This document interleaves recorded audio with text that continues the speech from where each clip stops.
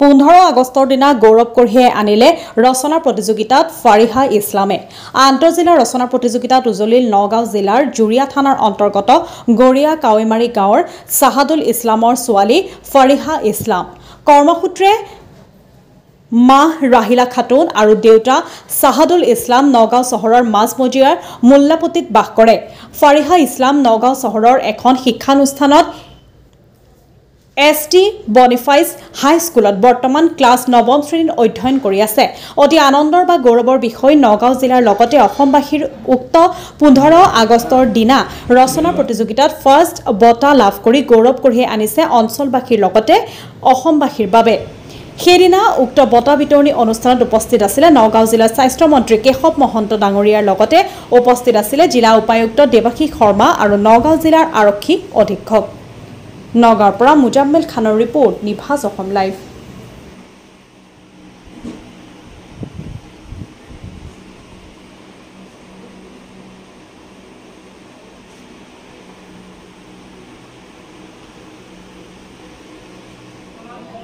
ভালকে ছবি ফালেদি যাতে উন্নতি কৰিব পাৰে আৰু লগালগে তোমালোককো জনাইছো যে তোমালোকেও অহা সময়ত এনেকে ভাৰত চৰকাৰৰ যিবোৰ সাংস্কৃতিক মন্ত্ৰালয়ৰ দ্বাৰা যিবোৰ স্কলাৰশ্বিপ ফেলোশ্বিপ আদি আছে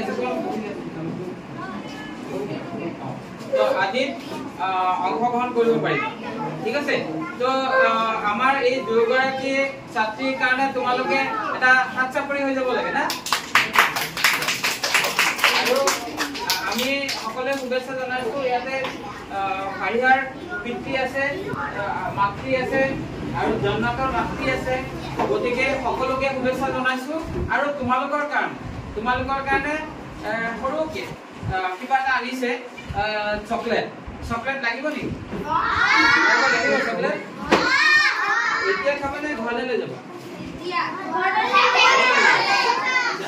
তো আমি এটা কাম কৰো, তোমালোকক হাতে হাতে দি দিব, যাওঁতে তোমালোকে লৈ